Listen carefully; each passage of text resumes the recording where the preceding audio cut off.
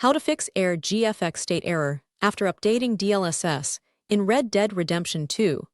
Welcome back to Teknobalta. Today, we are diving deep into a frustrating technical hurdle that many Red Dead Redemption 2 players encounter when experimenting with graphics modifications. The dreaded ERR GFX STATE crash. During our extensive investigations into graphics engine behavior, we discovered exactly why modifying Dlss library files triggers this instability, and how you can systematically resolve it while maintaining peak system performance. When players attempt to update the native deep learning super sampling dynamic library files to newer versions using automated tools or manual replacement, the game engine frequently responds with fatal graphics state errors upon entering gameplay. Our technical analysis reveals that this occurs because the proprietary engine architecture is tightly coupled with specific graphics pipeline parameters, making unauthorized DLL swaps inherently unstable. Let us walk through the comprehensive diagnostic and repair methodology developed by our team to fix this issue permanently. First, let us examine Solution 1, reverting to the native Dlss version. During our testing, we found that Dlss Swapper typically identifies version 310.5 as the baseline compatible variant natively recognized by the game architecture. Forcing newer iterations bypasses internal checks, resulting in immediate execution halts. Moving to Solution 2, clearing pipeline cache files. When graphics modifications fail, lingering cache data within your system directories preserves corrupt shader states. Navigate to your Documents directory, locate the Rockstar Games folder, and purge all SGA and numbered cache files to force a clean reconfiguration. For Solution 3, managing font and localization conflicts. Updating graphic libraries can sometimes inadvertently corrupt localized text assets, turning special characters into unwanted placeholder boxes.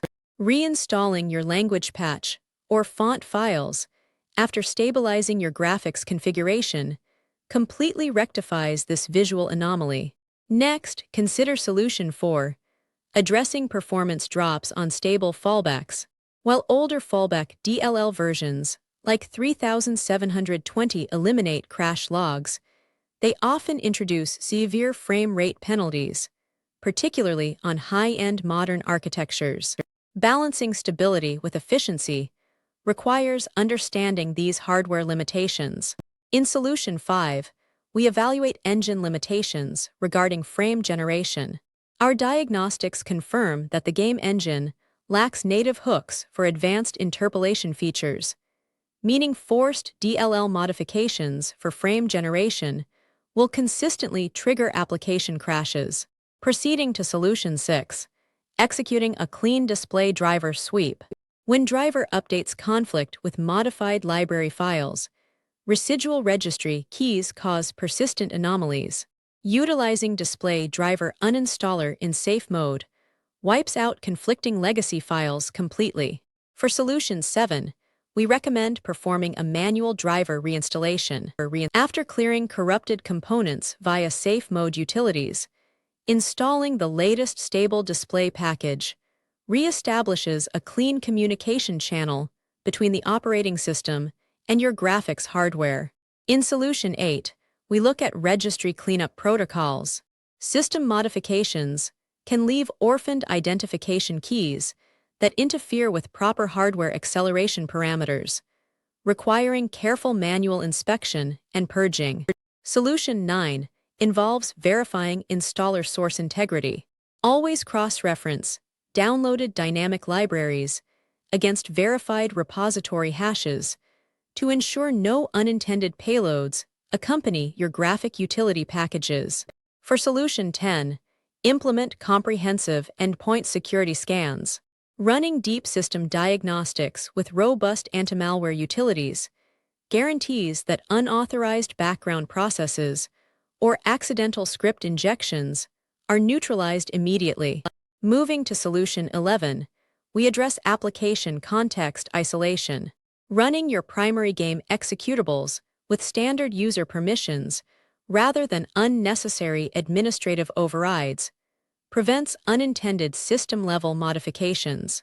Solution 12 focuses on configuration file backups. Always maintain an untouched backup archive of your default configuration files before attempting any advanced graphics scaling or library replacement procedures. For Solution 13, monitor real-time frame times and VRAM allocation. Using diagnostic overlay tools helps identify whether stuttering originates from memory leaks caused by incompatible DLL wrappers or standard thermal throttling. Solution 14 requires resetting graphics API preferences.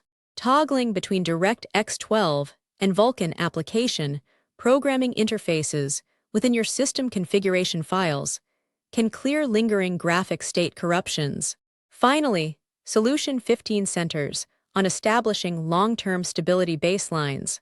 Sticking to officially supported graphics configurations ensures uninterrupted gameplay sessions without sacrificing the visual fidelity your hardware is capable of delivering. Don't forget to follow Teknobalta for more.